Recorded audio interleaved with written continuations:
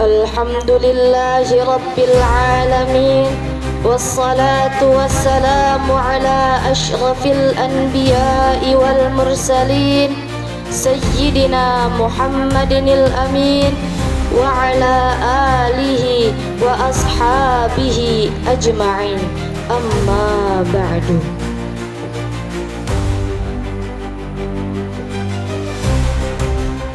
Segala puji bagi Allah Subhanahu wa ta'ala yang telah memberi sebaik-baiknya nikmat berupa iman dan Islam. Salawat serta salam yang tetap tercurahkan kepada baginda Nabi besar Muhammad sallallahu alaihi wasallam. Allahumma salli wa sallim wa barik alaihi.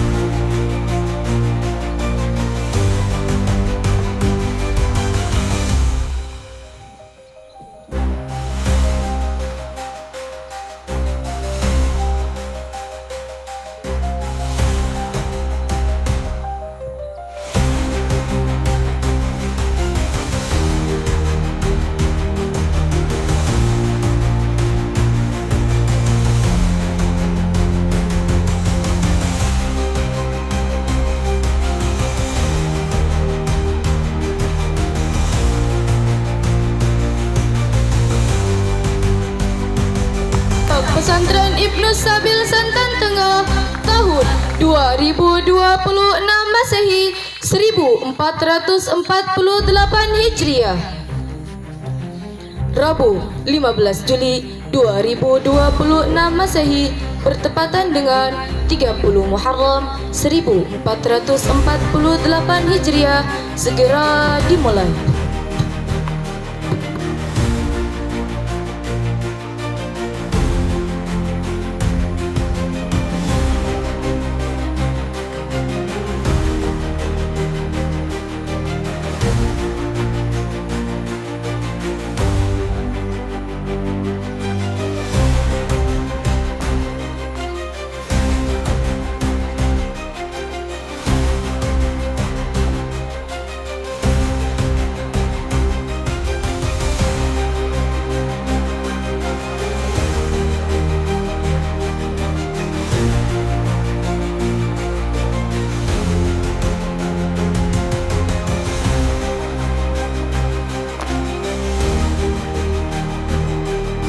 Pemimpin upacara memasuki lapangan upacara.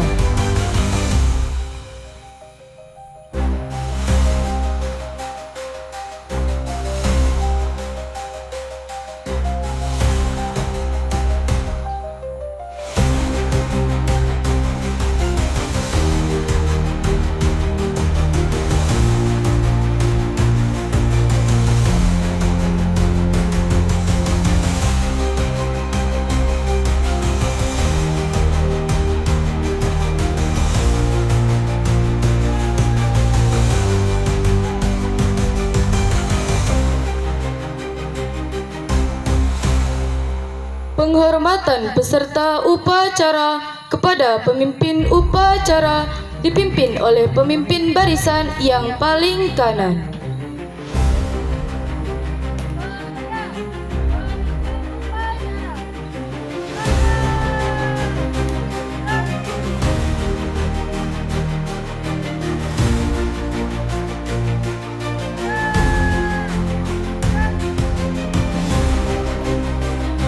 Inspektur upacara memasuki lapangan upacara.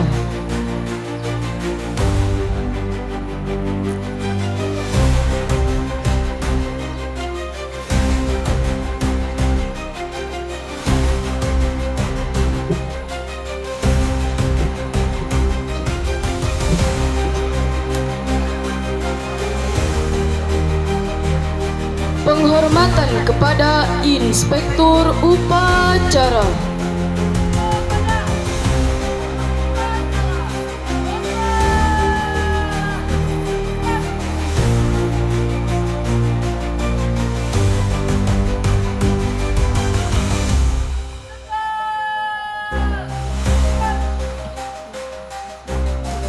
laporan pemimpin upacara kepada inspektur upacara bahwa upacara siap dimulai.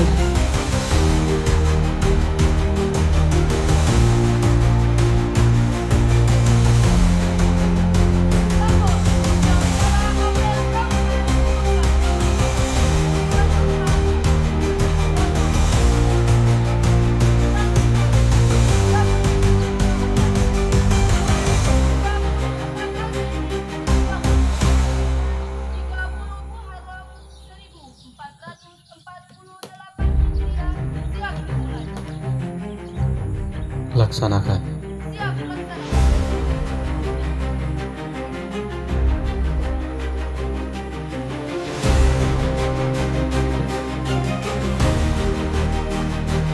Pengibaran bendera merah putih diiringi lagu kebangsaan Indonesia Raya.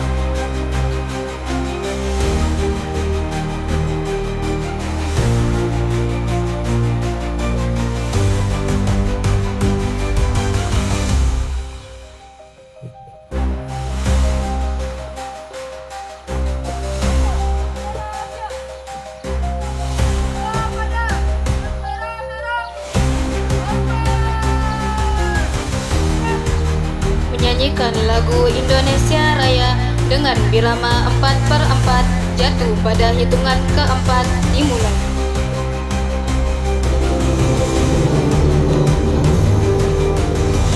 Indonesia tanah airku, tanah tumpah darahku, di sanalah aku berdiri jadi pandu ibuku. Indonesia kebangsaanku, bangsa dan tanah airku. Marilah kita berseru, Indonesia bersatu. Hiduplah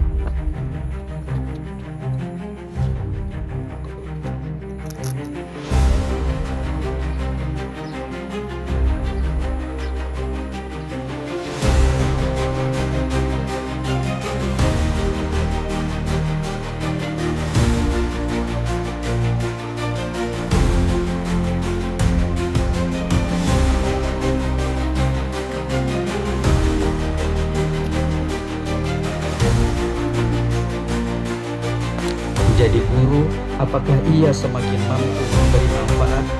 Jangan sampai kita bangga karena berjalan cepat, padahal kita tidak lagi berjalan menuju tujuan.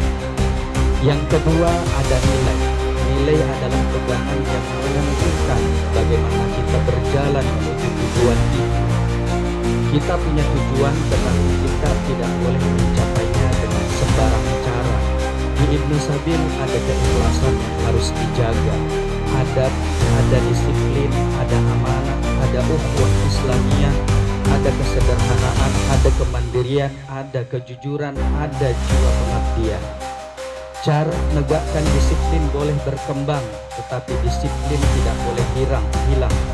Cara guru berkomunikasi dengan santri boleh berubah, tetapi adab tidak boleh berubah. Sistem organisasi boleh diperbaiki, tetapi amanah tidak boleh menjadi lemah. Fasilitas pondok boleh semakin baik, tetapi jangan sampai santri justru semakin manja dan kehilangan kemandirian. Jangan sampai karena kita ingin maju, kita menukar nilai dengan kenyamanan. Dahulu santri dibiasakan menyelesaikan masalah, sekarang sedikit-sedikit dibantu.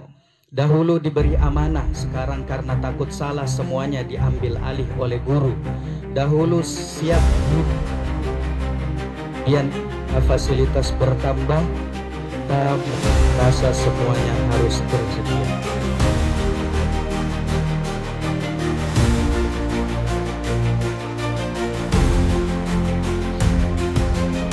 Hati-hati, fasilitas yang bertambah adalah kemajuan kalau ia membantu pendidikan. Tetapi kalau fasilitas membuat kita kehilangan kemandirian, berarti ada nilai yang sedang terkikis. Teknologi adalah kemajuan kalau membantu ilmu dan pekerjaan. Tetapi kalau teknologi membuat kita kehilangan adab dan pengendalian diri, berarti kita membayar kemajuan dengan harga yang terlalu mahal. Anak-anakku, unsur yang ketiga adalah ruh. Ruh adalah jiwa yang membuat seluruh kegiatan pondok ini hidup dan memiliki makna. Dua santri bisa melakukan kegiatan yang sama, tetapi sebenarnya sedang menjalani pendidikan yang berbeda. Sama-sama bangun subuh, sama-sama masuk masjid, sama-sama menghafal Al-Quran, sama-sama menjadi pengurus. Dari luar kelihatannya sama, tetapi ada yang di dalam hati, tetapi ada yang ada di dalam hatinya bisa berbeda. Seorang santri bisa bangun subuh hanya karena takut pengurus. Santri yang lain bangun karena sedang belajar menjadi hamba Allah yang disiplin. Seorang santri bisa menghafal Al-Quran hanya karena mengejar target. Santri yang lain memahami bahwa ia sedang mendekatkan dirinya kepada kalam Allah, yaitu Al-Quran. Seorang santri bisa menjadi pengurus karena ingin mempunyai jabatan dan dihormati. Santri yang lain sadar bahwa ia sedang belajar memimpin, melayani, dan memikul amanah. Kegiatannya sama, tetapi ruhnya berbeda. Yang paling saya takutkan bukan ketika sebuah kegiatan di Ibnu Sabil berubah, tetapi ketika kegiatannya masih berjalan sementara ruhnya sudah mati. Jadwalnya masih ada, loncengnya masih berbunyi, pengurusnya masih ada, laporannya masih dibuat, santrinya masih berbaris, gurunya masih masuk kelas. Dari luar semuanya terlihat berjalan, tetapi sholat berjamaah hanya karena takut dicatat, tahfiz hanya menjadi angka target, pidato menjadi rutinitas mingguan, organisasi hanya menjadi jabatan, proposal hanya menyalin tahun lalu, laporan pertanggungjawaban dibuat hanya agar tugas selesai, guru masuk kelas hanya karena namanya ada di dalam jadwal. Kalau itu terjadi, anak-anakku, kita mempunyai tubuh pendidikan tetapi kehilangan jiwa pendidik. Karena itu, jangan hanya bertanya apakah kegiatan sudah dilaksanakan. Tanyakan juga apakah pendidikan sedang terjadi. Ketika kalian menjadi panitia kurban, tujuan kita bukan hanya agar santri selesai selesai dibagikan. Kalian sedang belajar bekerja, melayani, membagi tugas, menyelesaikan masalah, dan kalian membuat proposal kegiatan, tujuannya bukan hanya agar proposal itu ditandatangani pimpinan. Kalian sedang belajar merencanakan. Ketika kalian membuat LPJ, laporan pertanggungjawaban, tujuannya bukan sekedar agar dokumen selesai. Kalian sedang belajar melihat kekurangan, mengakui kesalahan, mengevaluasi pekerjaan, dan mempertanggungjawabkan apa yang telah kalian lakukan. Ketika bulan Ramadan, kalian masuk dapur dan memasak sendiri. Itu bukan karena Ibnu Sabil tidak punya ibu dapur yang setia memasakkan kita. Kalian sedang belajar kehidupan, belajar menyiapkan makanan, belajar mengatur waktu, belajar bekerja sama, belajar mengelola dapur. Sebagian kalian, semua kalian suatu hari nanti akan menjadi seorang ibu dan mengelola rumah tangga. Masakannya mungkin pernah keasinan, asinya mungkin pernah lembek, pembagian tugasnya mungkin pernah kacau, tetapi justru melalui pengalaman itulah kalian di Ibnu Sabil. Kegiatan bukan tujuan. Kegiatan adalah jalan pendidikan. Pidato adalah jalan pendidikan. Organisasi adalah jalan pendidikan. Kepanitiaan adalah jalan pendidikan. Dapur adalah jalan pendidikan. Kamar adalah jalan pendidikan. Lapangan ini pendidikan. Bahkan masalah yang kalian hadapi bersama bisa menjadi jalan pendidikan. Karena itu jangan hanya menjalani jadwal, pahami mengapa kalian menjalaninya. Jangan hanya bertanya, hari ini kegiatannya apa? Belajarlah tentang apa yang sedang Allah dan pondok ini titip dari diri saya melalui kegiatan itu. Anak-anakku, poin yang keempat adalah sistem. Sistem adalah cara yang kita bangun agar tujuan, nilai, dan ruh pendidikan tadi benar-benar hidup dalam kehidupan pondok. Jadwal harian adalah sistem, kalender akademik adalah sistem, kurikulum adalah sistem, pembagian kelas adalah sistem, ospis adalah sistem, muker adalah sistem, pengabdian adalah sistem. Bahkan cara kita membagi liburan dan mengatur kegiatan santri adalah bagian dari sistem. Sistem itu penting. Jangan menganggap sistem hanya urusan pimpinan atau administrasi. Sistem yang dibuat sistem yang baik membantu manusia melakukan yang baik.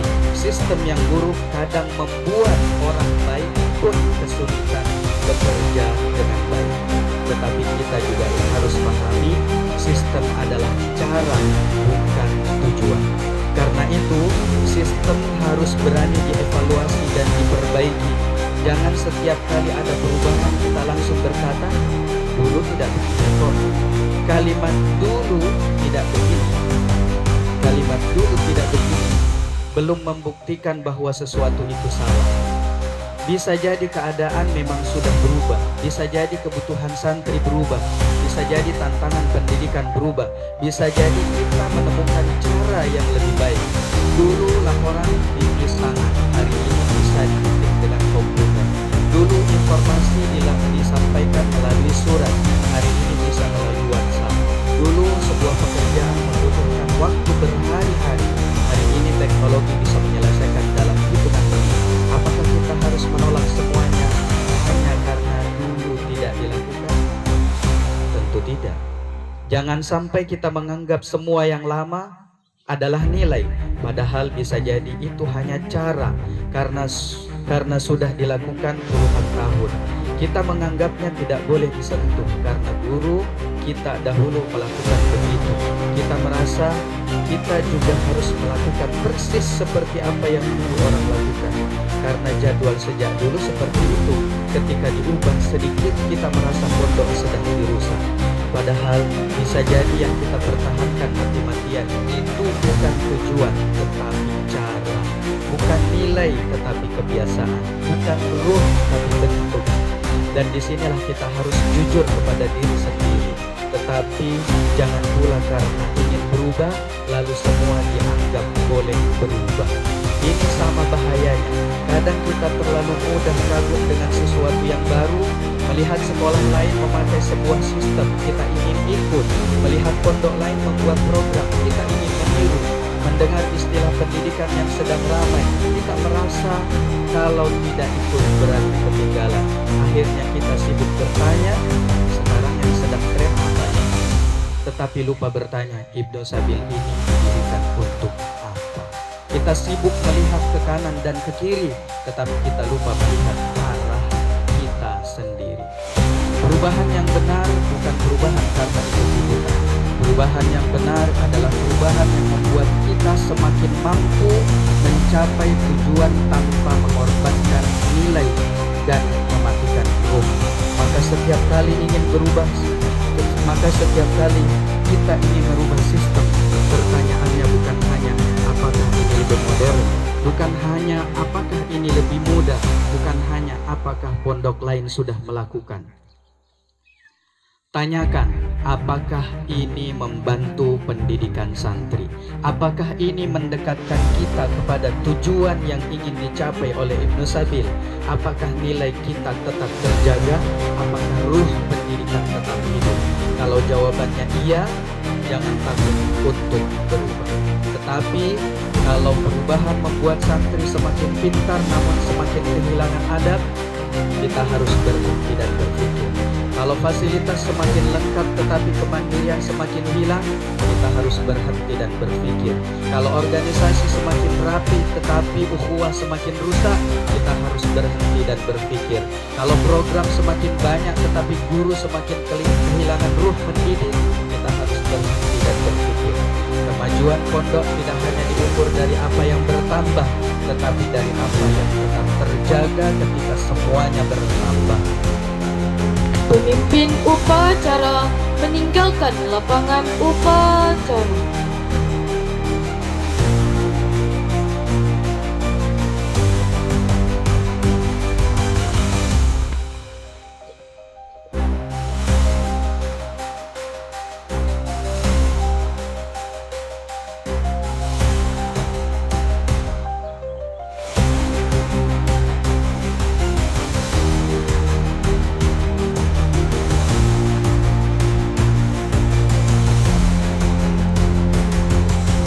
Inspeksi barisan kepada Bapak Pimpinan beserta stafnya kami persilahkan.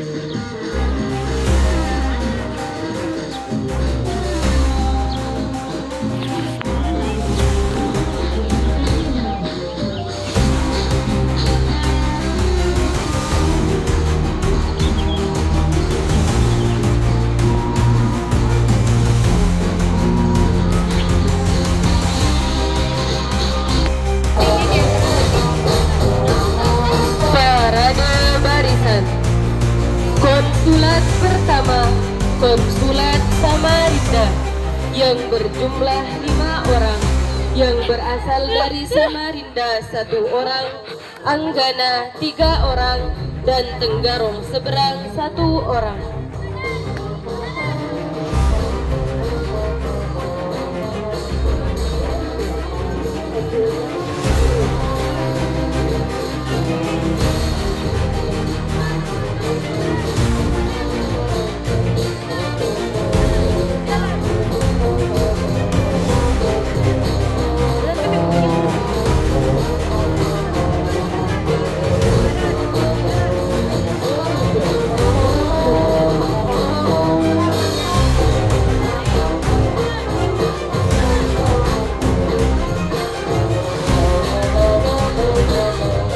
Konsulat kedua, Konsulat Muara Badak yang berjumlah 3 orang, yang berasal dari Muara Badak 2 orang, dan luar Kalimantan 1 orang.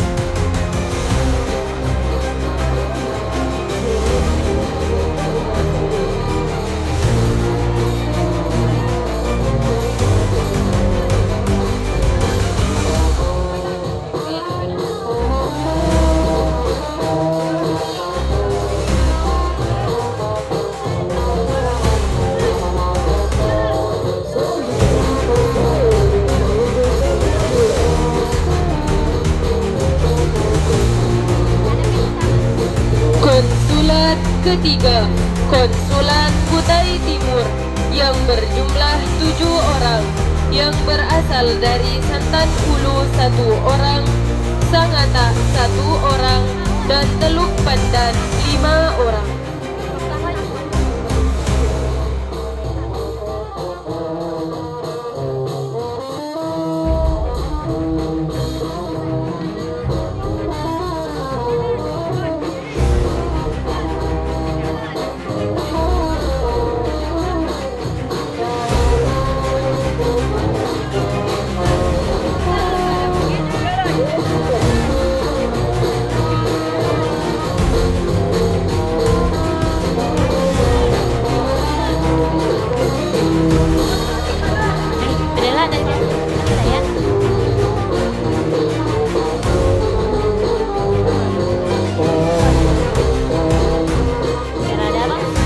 Konsulat keempat, Konsulat Bontang yang berjumlah 9 orang.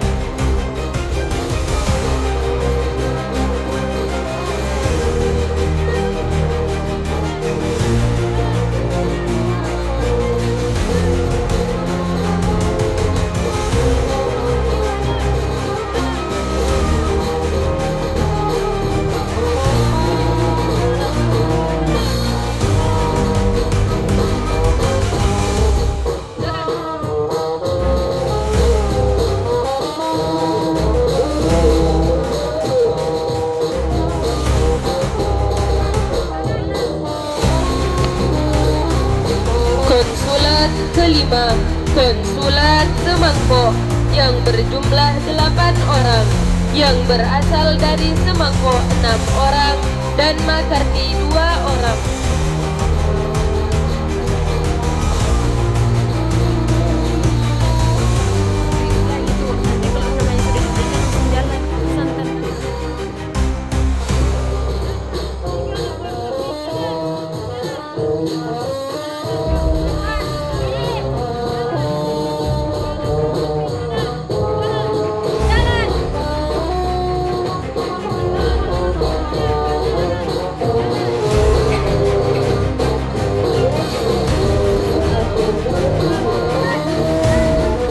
Konsulat keenam, Konsulat Santan Tengah 1 yang berjumlah 10 orang.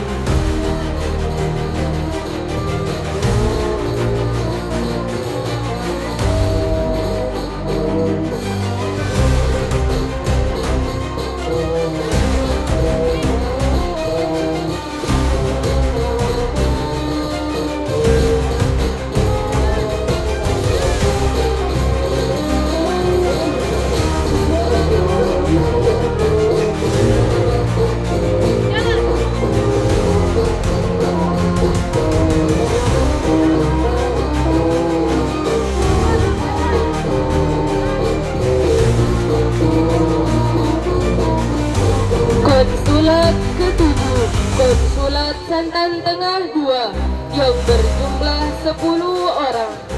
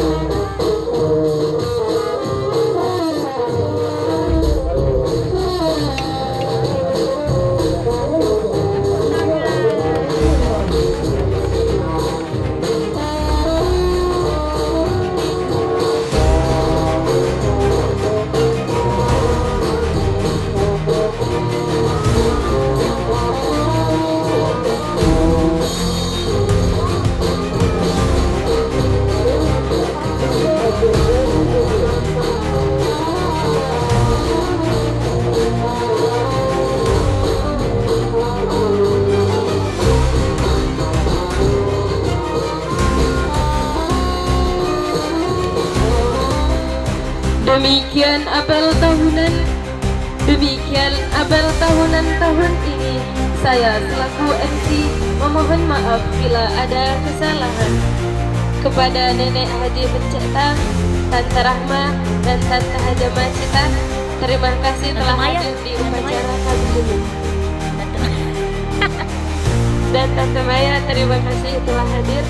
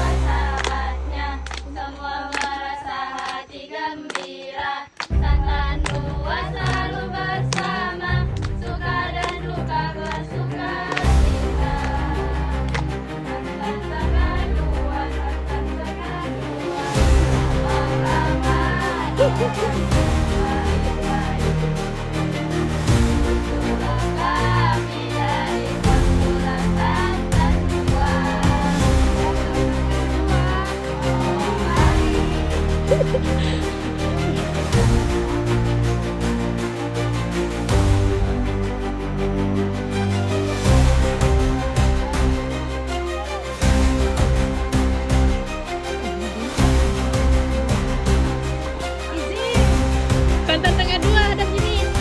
Say hi.